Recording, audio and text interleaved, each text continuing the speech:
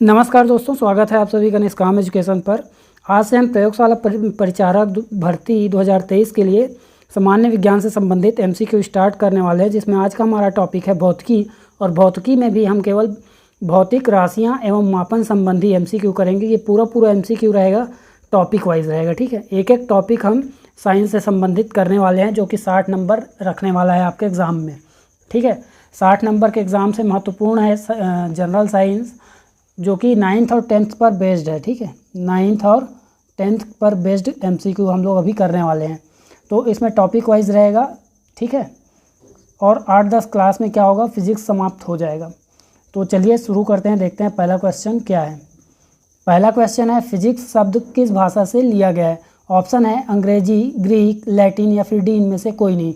तो देखिए इसका करेक्ट आंसर हो जाएगा ग्रीक शब्द से लिया गया है फिजिक्स। और इसका अर्थ होता है, फिजिक्स का अर्थ होता है प्रकृति।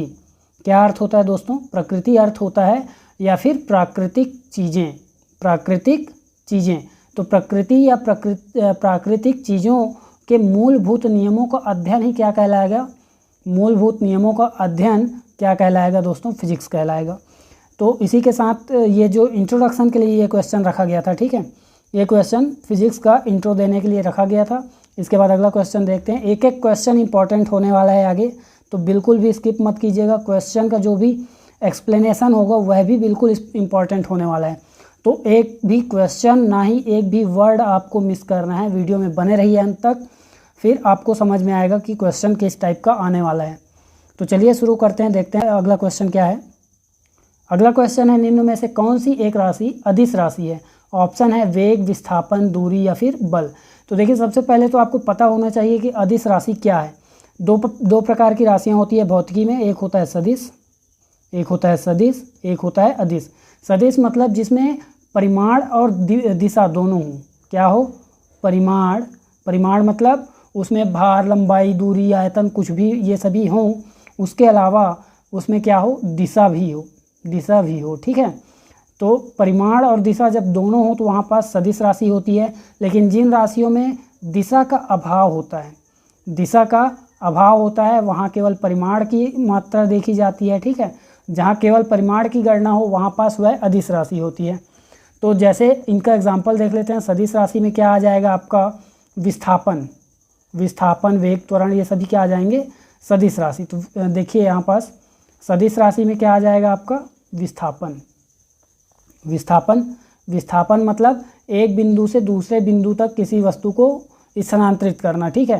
तो इसमें दिशा भी होता है, लेकिन दूरी देखिए, दूरी कैसे होगा, दूरी एक बिंदु से दूसरे बिंदु तक, इस एक बिंदु से दूसरे बिंदु के बीच का जो परिमाण रहेगा वो दूरी कहलाती है। लेकिन देखिए विस्थापन सदिश है, दूरी अदिश है। क्योंकि यदि हम इस बिंदु से यहाँ तक ले गया हमने, ठीक है, इस बिंदु तक किसी वस्तु को, और वापस पुनः लाकर इसी बिंदु में रख दिया, तो इसका मतलब वहाँ पास विस्थापन कितना है, 0 है, ठीक है। वहाँ पास विस्थापन 0 हो जाता है। लेकिन हम यदि इस बिंदु से यहाँ तक की दूरी तय करें, उसके बाद यहाँ तक वापस आ जाएं, तो भी दूरी इसकी पूरी काउंट होगी, ठीक है। ये जितना भी सफ़र तय किया है ये पूरी दूरी में काउंट होगा।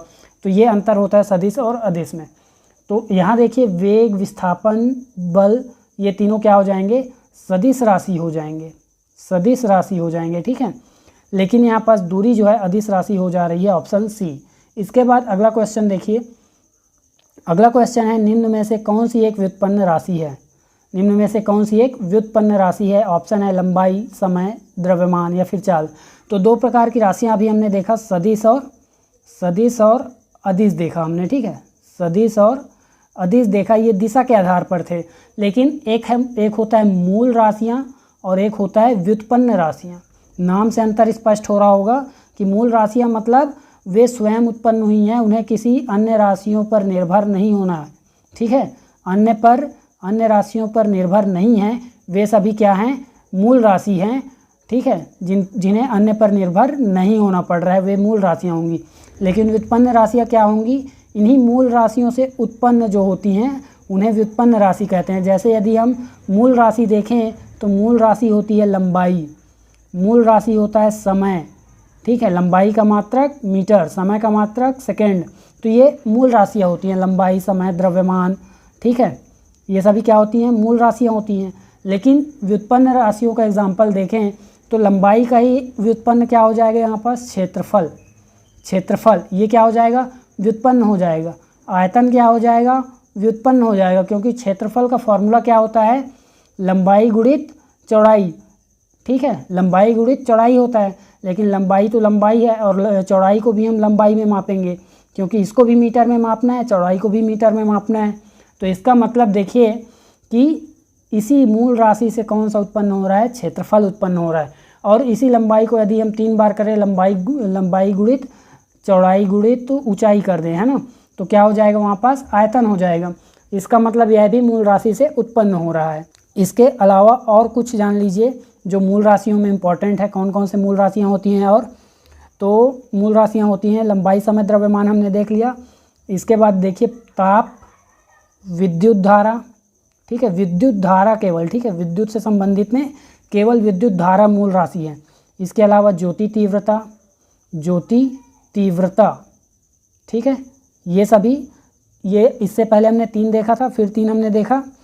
और इसके अलावा होता है पदार्थ की मात्रा, पदार्थ की मात्रा, ये सभी क्या होती हैं, मूल राशियाँ होती हैं। कुल 7, कौन कौन सा, लंबाई, समय और द्रव्यमान।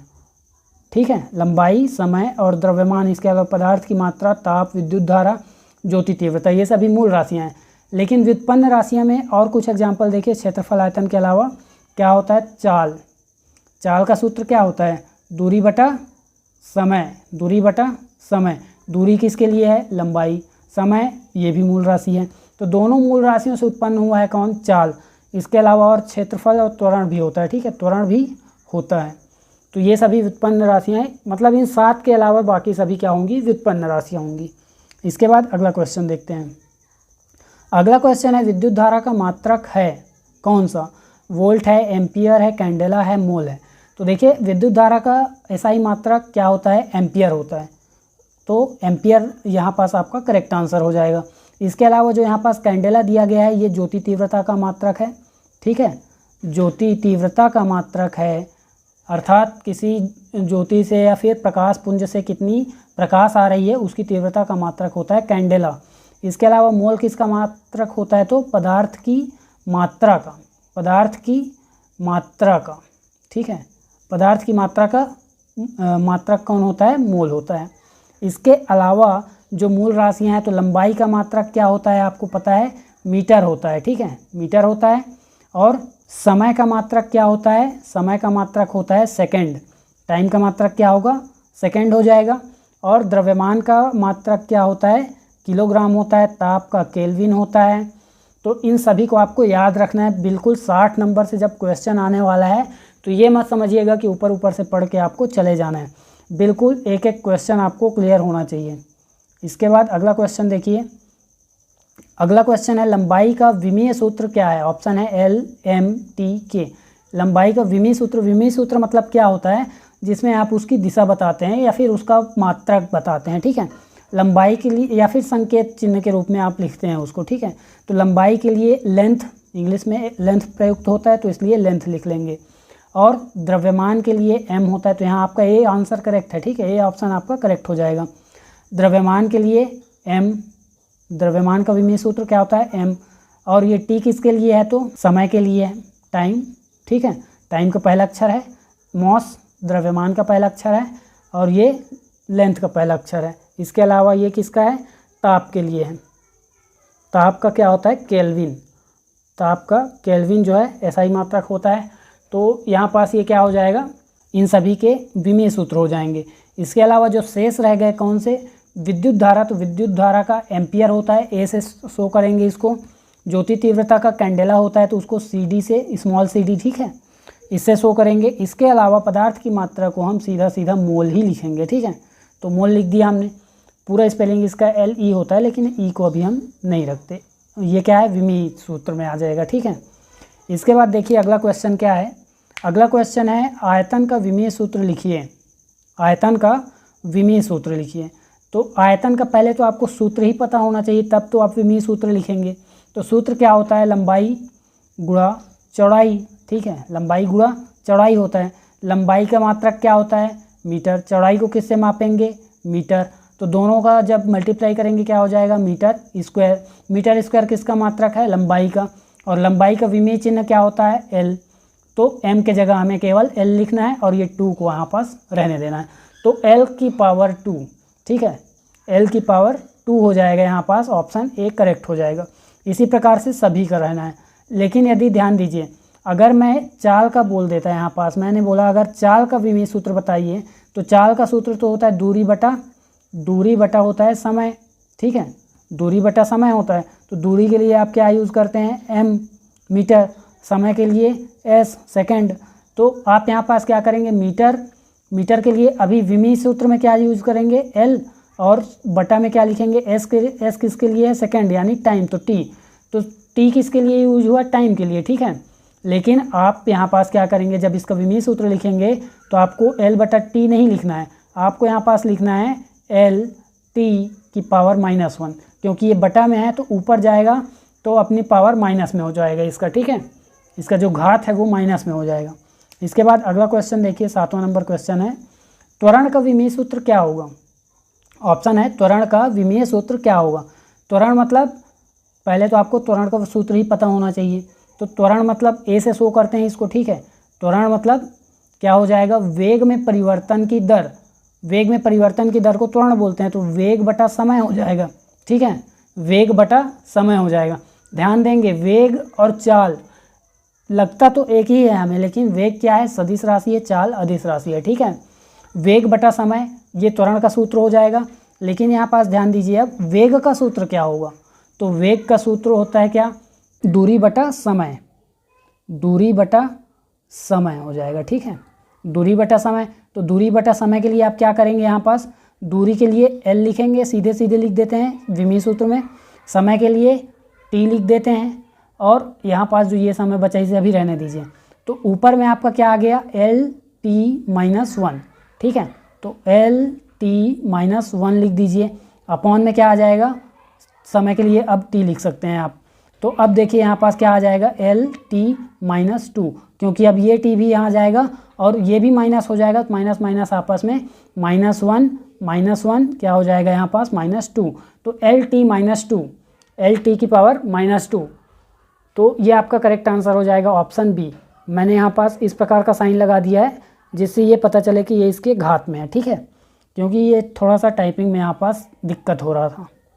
इसके बाद देखिए अगला क्वेश्चन क्या है। अगला क्वेश्चन है, शक्ति का विमीय सूत्र क्या है, शक्ति या पावर, इसका विमीय सूत्र क्या है। तो विमीय सूत्र से पहले मैंने बताया, सबसे पहले आपको सूत्र पता होना चाहिए। देखिए बार बार विमीय सूत्र पूछ रहा हूँ क्योंकि ये इम्पॉर्टेंट है, जो बिल्कुल इम्पॉर्टेंट लगे हैं उनका जो विमीय सूत्र मैंने यहाँ पास क्वेश्चन में डाल दिया है। तो विमीय सूत्र से पहले तो आपको सूत्र पता होना चाहिए। तो कार्य, इसका सूत्र क्या होता है, कार्य करने की दर। शक्ति मतलब क्या होता है यहाँ पास, कार्य करने की दर, और जब भी हम दर निकालेंगे तो बटा में समय लिखेंगे। तो कार्य बटा समय। तो कार्य का सूत्र क्या होता है, बल गुणित विस्थापन। देखिए अब हमने इसको डिकोड किया, अब कार्य को डिकोड कीजिए, क्या हो जाएगा। कार्य का सूत्र क्या होता है, बल गुणित विस्थापन। तो बल के लिए क्या यूज़ होता है, देखिए बल गुणित विस्थापन हो जाएगा, और बटा समय लिखेंगे, बल गुणित विस्थापन बटा समय। और बल का सूत्र क्या होता है, अब फिर से बल को डिकोड कीजिए। बल का सूत्र होता है द्रव्यमान गुणा त्वरण, ठीक है, द्रव्यमान गुणा त्वरण, फिर विस्थापन, यहाँ पास पहले से विस्थापन को नहीं भूलना है, बटा क्या आ जाएगा, समय। अब देखिए त्वरण का सूत्र क्या होता है। तो अभी हमने देखा त्वरण का जो विमीय सूत्र होता है वो अभी हमने देखा l t-2। देखिए एक्सप्लेन अभी किया था इसको, इसलिए सीधे डायरेक्ट बता रहा हूँ, ठीक है, अभी किया हूँ इसको एक्सप्लेन। तो त्वरण का ये विमीय सूत्र होता है। द्रव्यमान का क्या होता है, m, तो m गुणा l t-1, फिर गुणा कीजिए, विस्थापन के लिए क्या होगा l, और उसके बाद बटा में क्या आ जाएगा, समय यानी t। तो इसके बाद देखिए कि विमीय सूत्र क्या बनता है। ये आप इक्वेशन को याद रखिए, क्या है, m गुणा l t-1 और गुणा l अपॉन t है, ठीक है। तो इसको मैं मिटा रहा हूँ। तो ऊपर में क्या था आपका m गुणा एल टी माइनस 1, सॉरी त्वरण का क्या है यहाँ पास 2 होता है, ठीक है। त्वरण का क्या होता है 2 होता है, वेग में 1 होता है, ठीक है। त्वरण के लिए एल टी माइनस 2 होता है, अभी हमने देखा था, ठीक है। तो त्वरण का क्या हो जाएगा एल टी माइनस 2, फिर गुणा करेंगे इसमें किसका, तो विस्थापन के लिए एल का यूज़ होगा। विस्थापन मतलब लंबाई या दूरी, तो बटा में क्या लिखेंगे, समय मतलब टी था। अब ये टी ऊपर जाएगा, ये टी क्या होगा ऊपर जाएगा, तो टी की पावर -1 बन के जाएगा। तो यहाँ पास क्या बन जाएगा आपका फाइनली एम एल, एल यहाँ पास 2 बार है, एक यहाँ पास एक यहाँ पास, तो एल को लिख दीजिए 2 पावर में, और यहाँ पास टी -2 है, तो टी यहाँ पास -2 -1 मतलब क्या हो जाएगा एम एल 2 टी की पावर -3, ठीक है। एम एल की पावर 2 और एल टी की पावर 3, ये आपका करेक्ट आंसर हो जाएगा ऑप्शन नंबर डी। इसके बाद अगला क्वेश्चन देखिए, अगला क्वेश्चन है निम्न में से कौन सा एक लंबाई का मात्रक नहीं है, कौन सा एक लंबाई का मात्रक नहीं है। ऑप्शन है इंच, माइक्रोन, डॉप्सन या फिर एंगस्ट्रॉम।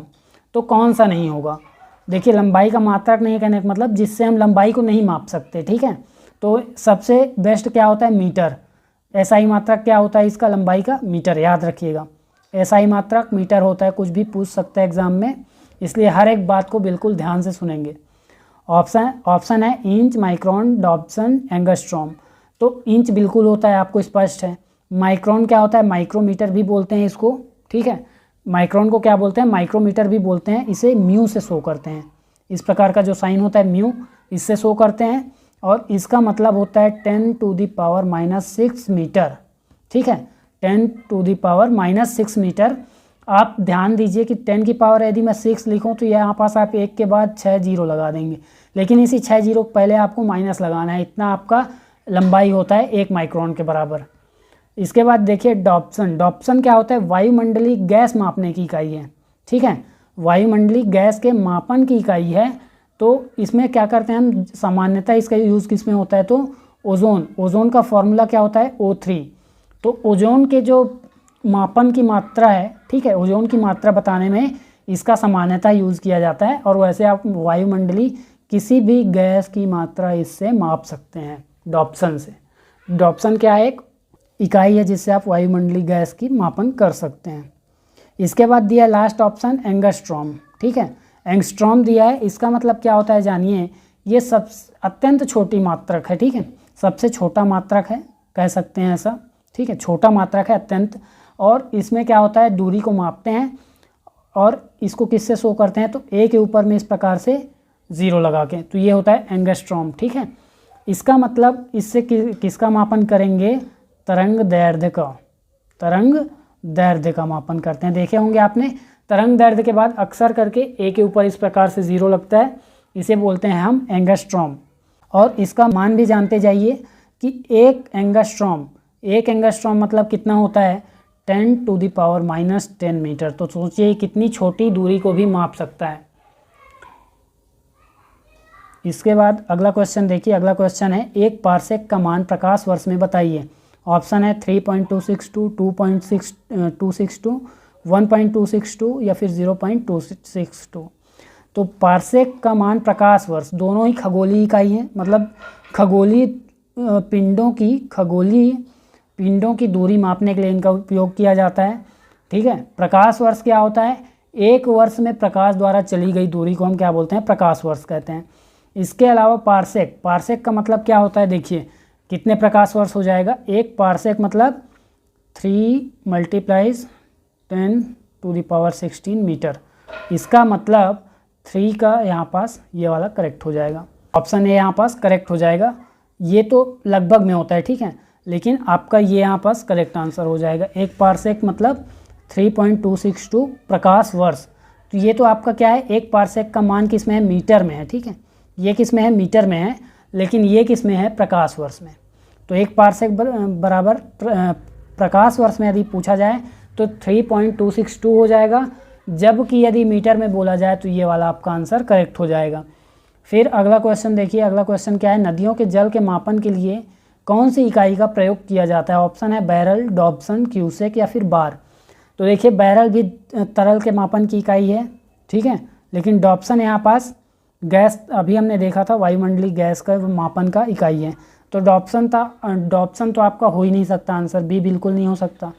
बैरल क्या होता है, हमने सुना है कि कच्चे तेल के जो आयात होता है उसको आपने सुना होगा कि इतना बैरल कम आयात हुआ, अधिक आयात हुआ या निर्यात बढ़ा, जो भी है, ठीक है। कच्चे तेल की मात्रा को मापने के लिए बैरल का यूज़ सामान्यतः किया जाता है। वैसे ये सभी तरल के मापन की इकाई है, ठीक है। बैरल मतलब क्या होता है और इसमें कितना होता है, तो टोटल 159 लीटर, टोटल कितना 159 लीटर आता है एक बैरल के इक्वल में, 159 लीटर। और ये क्या होता है, सामान्यतः एक कंटेनर होता है 159 लीटर का।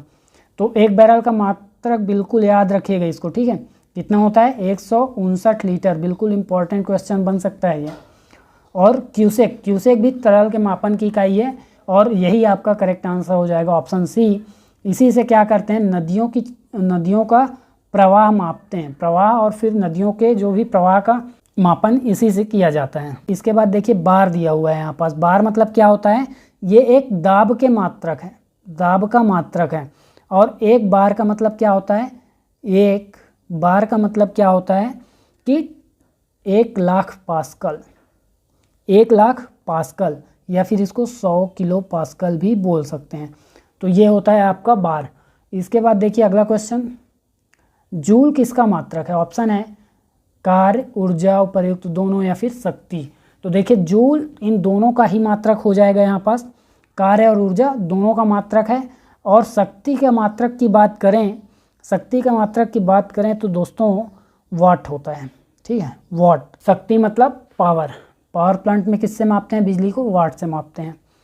तो और ये किसके बराबर होता है, 1 वाट, तो जूल प्रति सेकंड, जूल प्रति सेकंड के बराबर होता है 1 वाट।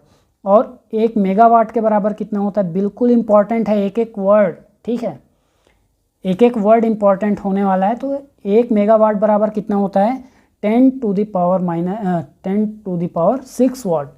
इसका मतलब आप समझ सकते हैं 1 मेगावाट में कितने वाट होते हैं। इसके अलावा कुछ और जो भी महत्वपूर्ण रूप से भौतिक इकाइयाँ हैं उनके मात्रक देख लेते हैं। थर्म किसका मात्रक होता है, तो ऊष्मा का मात्रक होता है, ऊष्मा का मात्रक होता है।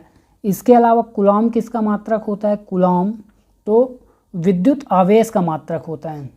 किसका मात्रक होता है, विद्युत आवेश का मात्रक होता है कूलॉम। इसके अलावा वोल्ट किसका मात्रक होता है, तो वोल्ट होता है विभवांतर का। देख लीजिए अलग अलग, बिल्कुल कंफ्यूज नहीं होना है। कूलॉम मतलब विद्युत आवेश, वोल्ट मतलब विभवांतर। और अभी हमने विद्युत धारा देखा था, विद्युत धारा इसका मात्रक क्या था, एम्पियर था। इसके बाद ओम किसका मात्रक है, तो प्रतिरोध का मात्रक है। बिल्कुल कंफ्यूज नहीं होना है यहाँ पास, ठीक है, कंफ्यूज नहीं होना है। विद्युत आवेश और विभवांतर, प्रतिरोध और धारा सभी के अलग अलग मात्रक हैं। फिर अगला क्वेश्चन देखते हैं आप। अगला क्वेश्चन है 1 हॉर्स पावर में कितने वाट होते हैं। ऑप्शन है 746, 786, 10 टू द पावर 6 या फिर डी इनमें से कोई नहीं।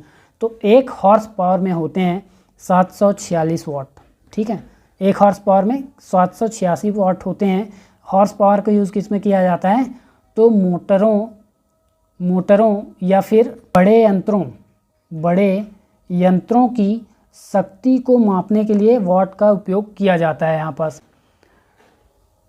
इसके बाद अगला क्वेश्चन देखिए। अगला क्वेश्चन है निम्न में से कौन सा एक उपकरण रक्तचाप के लिए मापन के लिए उपयोग किया जाता है। ऑप्शन है फोनोमीटर, बोलोमीटर, स्फिग्मोमैनोमीटर या फिर कार्डियोग्राम।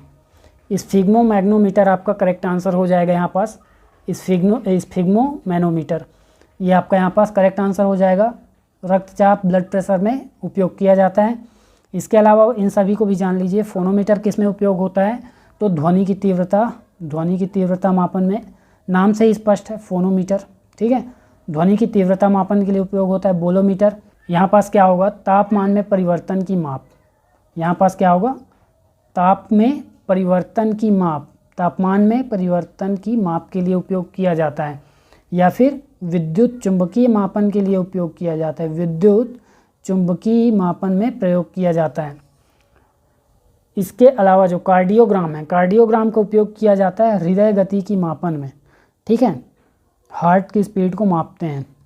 तो तो ये कार्डियोग्राम का उपयोग है। तो इसके बाद देखिए अगला क्वेश्चन क्या है। अगला क्वेश्चन देखिए, भूकंप मापन के लिए किस यंत्र का उपयोग किया जाता है? ऑप्शन है रिक्टर, सिस्मोग्राफ, पॉलीग्राफ या फेदोमीटर। देखिए यहाँ यंत्र पूछा गया है, ठीक है।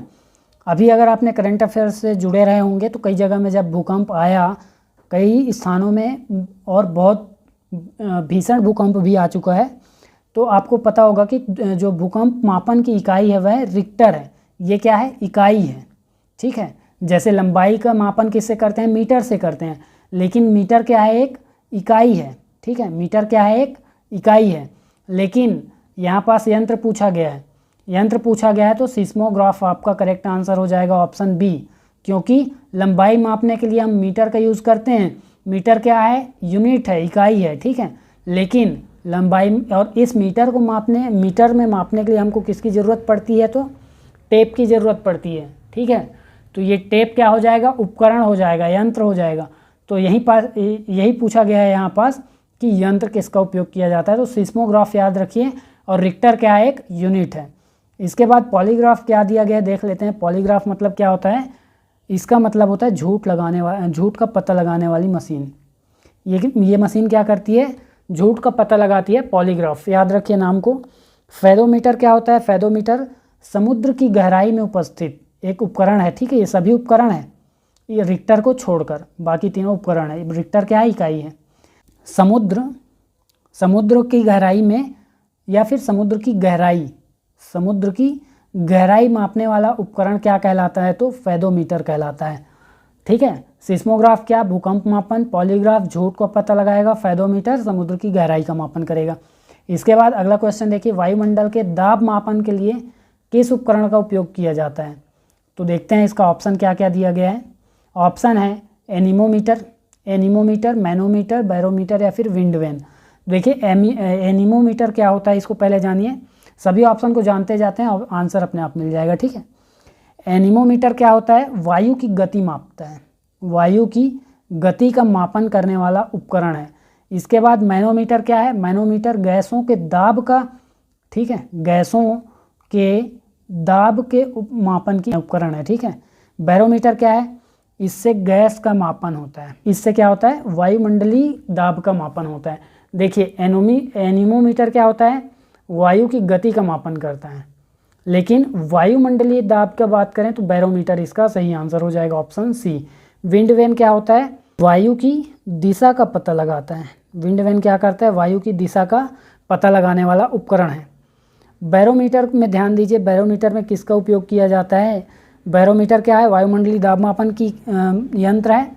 इसमें अलग अलग द्रव भरे जाते हैं, जैसे कि जल, पारा, हवा, इस प्रकार के द्रव भरे जाते हैं। लेकिन इसमें ज़्यादातर मुख्य रूप से किसका उपयोग होता है? तो पारा का उपयोग किया जाता है। तो बैरोमीटर में किसका उपयोग किया जाता है वायुमंडलीय दाब मापन के लिए? पारा का। देखिए वायुमंडलीय दाब के लिए बैरोमीटर, लेकिन यहाँ पास ध्यान देने योग्य बात है गैसों के दाब के लिए मैनोमीटर।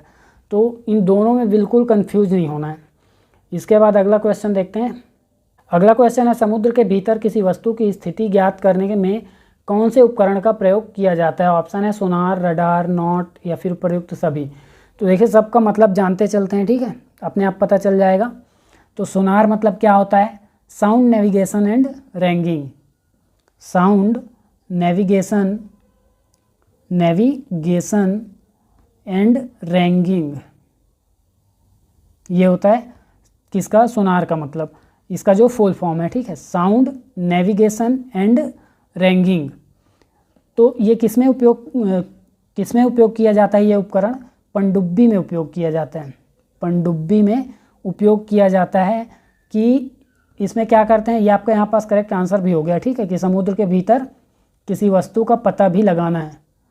तो ये सोनार यही काम करता है, समुद्र के भीतर किसी वस्तु की स्थिति का पता लगाता है। साउंड नेविगेशन एंड रैंगिंग, पराश्रव्य ध्वनियों का उपयोग करके। इसमें क्या होता है? पराश्रव्य ध्वनियों का उपयोग किया जाता है। तो सोनार उपकरण में या फिर समुद्र के भीतर किसी वस्तु की स्थिति ज्ञात करने में प्रयुक्त उपकरण में कौन से तरंगों का उपयोग किया जाता है? तो पराश्रव्य तरंगों का उपयोग किया जाता है। ये भी याद रखिए, एक एक वर्ड इंपॉर्टेंट है, ठीक है। इसके बाद है रडार। रडार में क्या होता है? रडार का फुल फॉर्म क्या होता है? Radio detection. क्या होता है? रेडियो डिटेक्शन, ठीक है, रेडियो डिटेक्शन एंड रैंगिंग,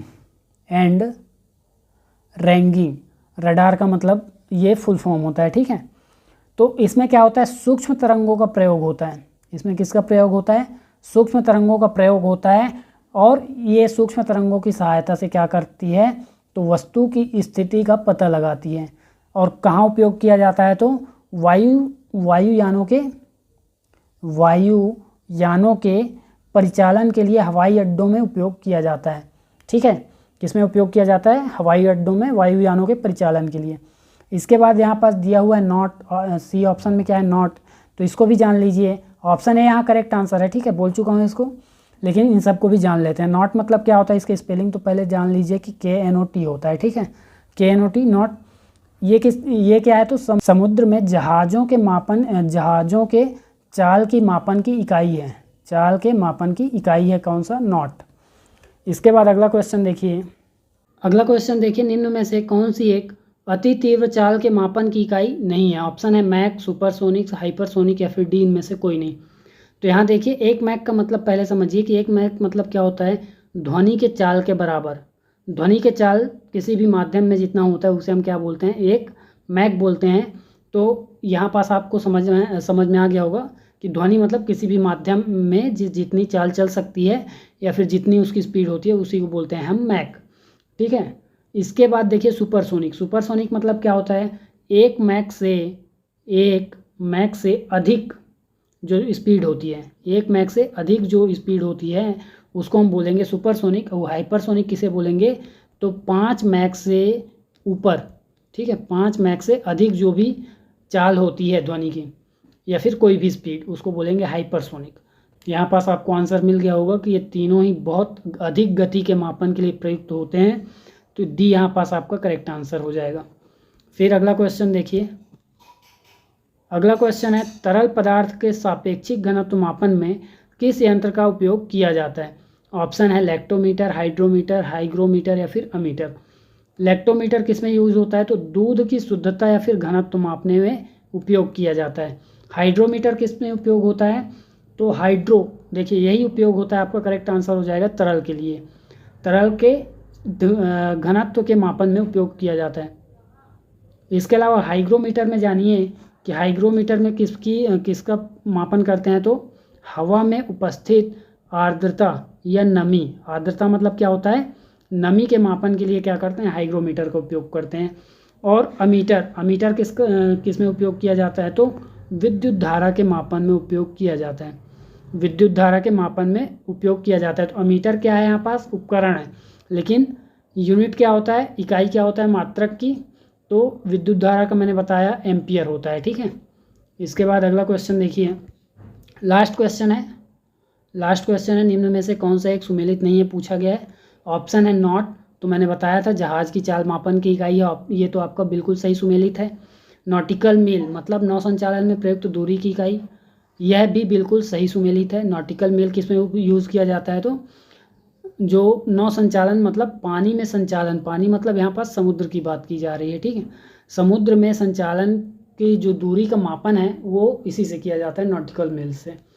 इसके बाद एंगस्ट्रॉम तरंग दैर्ध्य मापने की इकाई है। अभी हमने देख लिया था कि एंगस्ट्रॉम तरंग दैर्ध्य मापन की इकाई है। इस प्रकार का इसको शो करते हैं। एक के ऊपर क्या होता है? गोला होता है छोटा सा।